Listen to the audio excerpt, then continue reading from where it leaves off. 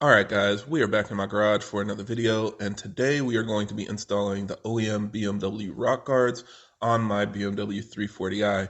Now, for those of you guys that don't know, the front heat exchangers on our cars is made of 100% authentic German Swiss cheese. And by that I mean that it is extremely fragile. Even small pebbles and rocks in the road appear to be able to puncture the heat exchanger, and that causes coolant loss, which in turn causes a bunch of issues because that coolant is connected to your intercooler circuit. So it'll cause high IATs, power loss, potentially knock, and other problems. Unfortunately, this also isn't covered under warranty because if it does get damaged, it's considered an external influence, so that would basically be an insurance claim, not a warranty claim. So a lot of people are finding themselves out high and dry with this issue. Fortunately, BMW did put these rock guards on later model vehicles, so if you have a car after like 2018 or so, it should already have this. You can look behind the grille and see it. But if not, and if you're like me and just want the extra peace of mind that you're not going to have that problem, you can retrofit the OEM rock guard upgrade. So I'll show you guys how to do that in this video, and hopefully you find it useful.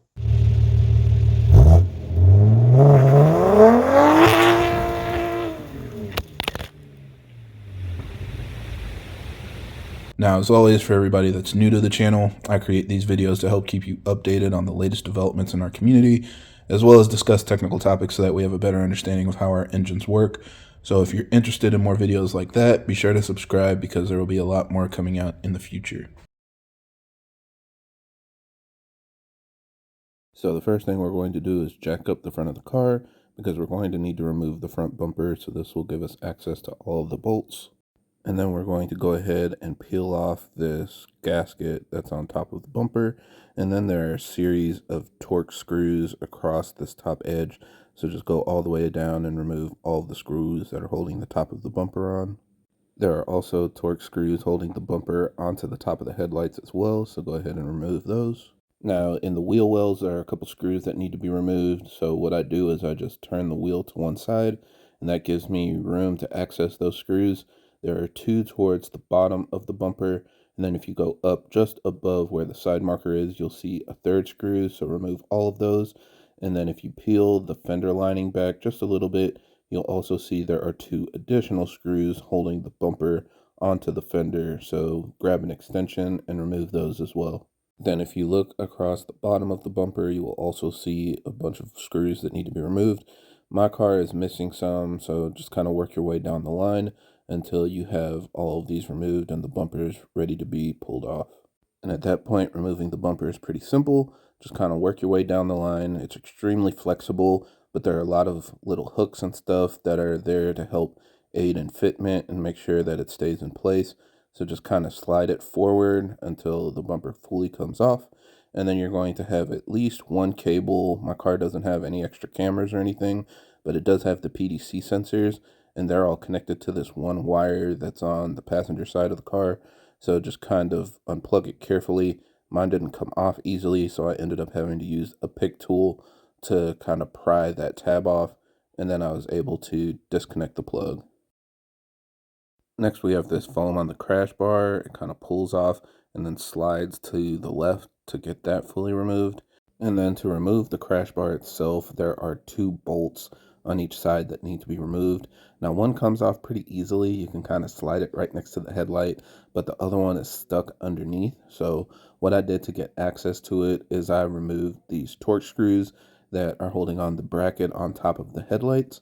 And with that removed, I was able to push the headlight up and just give myself enough space to fully remove that second bolt.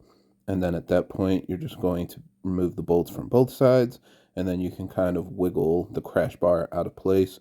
Keep in mind, there are these little plastic connections that are held on to these little push pins, so take your time removing those.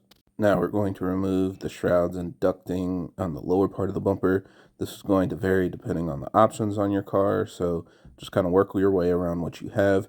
In my case, I have the auxiliary radiators, so we're going to remove the push pins on the top of this shroud, and then underneath there's an additional push pin that you can see right here. So we're just going to use our trim tool to also remove that and pop it straight down. And then do not just pull this out the way that I did. You can kind of see there's a slot there, and this tab is basically meant to slide to the left and then come out. So I broke mine. Just be more careful than me and you won't have the same issue. And then for the brake ducts, same deal. We've got a push pin on top and a push pin on bottom. So just use the same trim tool to pop those out, and then you should be able to pull the brake duct straight out of the front of the car. And then we're going back on top of the car to remove the radiator support bracket. This has a whole bunch of screws all the way along the length of it. So just take your time, make sure you remove everything that's holding it onto the radiator. Then on the sides, we have these two additional bolts that are holding it onto the engine bay that need to be removed. And then you've also got 4 bolts holding it onto the hood latch. So we're going to remove all of these bolts and then just kind of turn the latch so that it falls down into this hole and it's kind of out of your way. You're not going to fully remove that. Then we're going to remove these kinds of plugs that locate the radiator shroud. So we've got the cap that you just pop off, and then underneath you stick your screwdriver in this little slot, and when you squeeze in the 2 tabs, you'll be able to pull it out. And you can kind of see here the tab is on each side, so you're going to squeeze that with your fingers while you're prying it up, and that will allow it to be released from the radiator cover. And then the radiator support bracket just lifts out of place. Now to remove the upper radiator shroud, I was having some difficulty with the intake snorkel in place, so I had to pull that out a little bit. The first thing you want to do is pull off the grating that's on the front, and it's held in with tabs on each side of the rubber, so you can pull on those tabs and get that fully removed. And then I just pulled the snorkel off of the intake portion, so I kind of rotated it into the radiator opening, and then that gave me enough room to just lift the upper shroud up and out of the way. Now the lower shroud is kind of clipped into the frame rail, and you can see here mine is a little bit broken, unfortunately, but normally you would just squeeze this together and then that would release the tab so that you can pull it out. So I went ahead and did that, released the tabs on each side. I also had it kind of interfering with this lower piece of plastic, but that just let me pull it straight up and out of the way. And now we finally have full and complete access to the front of our heat exchanger. Next, we're going to remove this screw that's on the back of the radiator cover, and also there should be a screw holding the fan in place. I'm missing mine, but it goes in this hole right here. So remove both of those, and then you can lift the fan up just a little bit so that you can actually remove the radiator cover. You see this feature kind of clips underneath this tab on the fan, so removing that screw allows you to lift it up just enough to pull that out of place. And then if you go underneath the car, you'll see that there's an additional screw holding the radiator shroud. So we're going to need to remove that screw fully. That will lower this bottom cover. And then each side of the shroud is held in by these kinds of brackets. There's a long Torx bolt down in this hole. So get a long extension and go ahead and remove that. Also, if you have the track package transmission cooler, you're going to need to unclip that from the radiator shroud. And then if you pull the heat exchanger forward, you can actually see these tabs that are clipped onto the heat exchanger. So it's holding the shroud onto the radiator itself. And it's hard to access from here, but if you see these holes on the front of the shroud, it actually makes it easy to access. You're just going to put a screwdriver in the hole, and as you press it, you can actually squeeze the tabs in. So what I did is I used one screwdriver from the top to push the top tab down, and then I pushed a screwdriver in from the front to push the bottom tab up. And as you wedge it in there, just apply a little bit of pressure, and you'll be able to release the shroud from the heat exchanger. Now there is a little tab holding the heat exchanger onto the shroud still, so you need to basically lift the heat exchanger up to pop that out of place.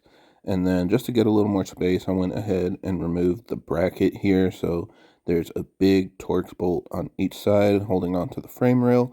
You can access that from just behind the headlight, so use a long extension to go ahead and remove those bolts. And then lastly, if you have the track handling package, your transmission cooler is clipped onto the heat exchanger shroud as well. So you kind of need to push in the tab down here that's holding this bracket on, and when you push that in, then you can slide the bracket off of the shroud. Just a side note, but you do not need to remove your heat exchanger for this job. I just did this for demonstration purposes, and I'm doing other things at the same time. All right, so I just want to explain a couple things that might not have been super clear when I was trying to show you guys in the engine bay. So this is one of the side shrouds. This is the one on the passenger side, so you can kind of see this is where my transmission cooler fits.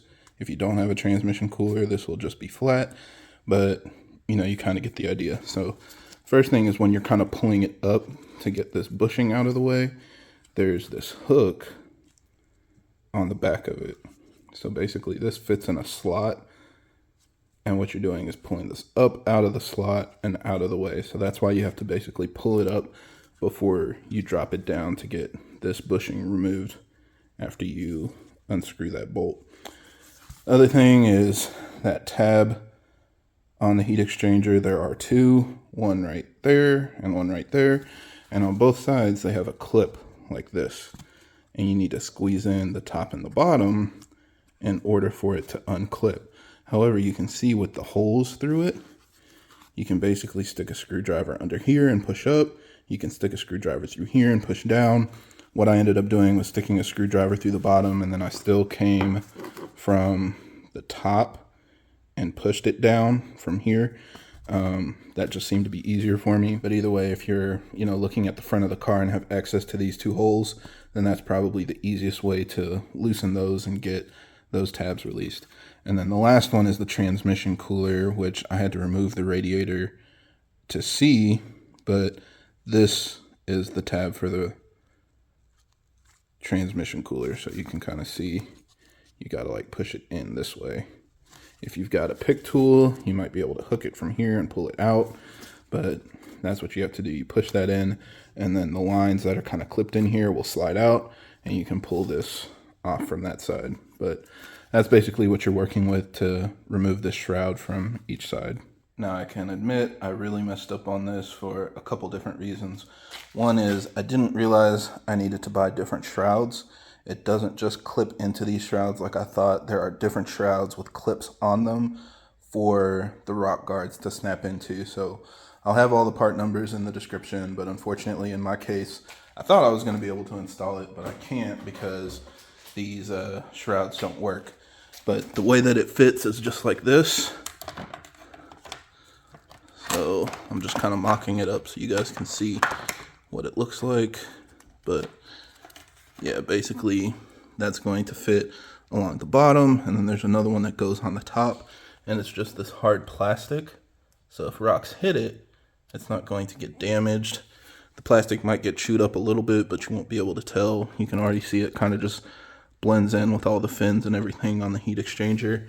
To make sure it's in the right orientation, you should look for this little cone to be sticking out towards you.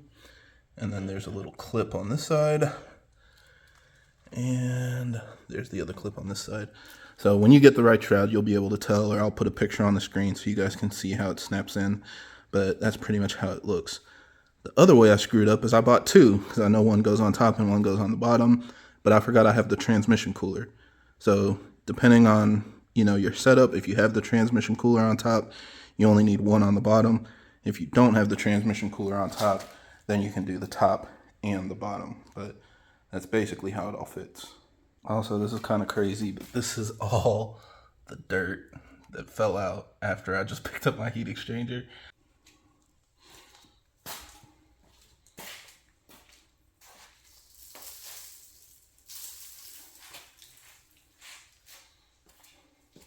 So the way that I placed it down, I guess it just knocked all the dirt loose. But that's how much stuff is collecting in the front end of your car. So basically anything bigger than this could potentially damage your heat exchanger. So that's why you want to install the rock guards.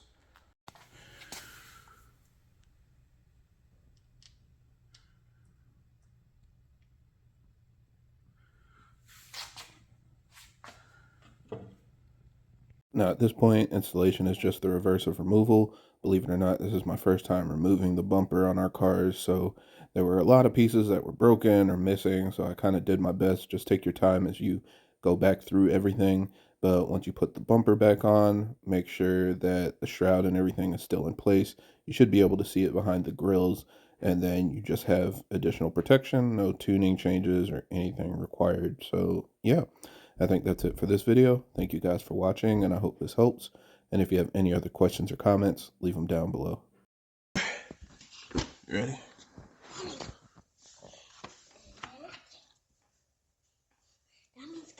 Okay, wait, try it again. All right, guys, we are back.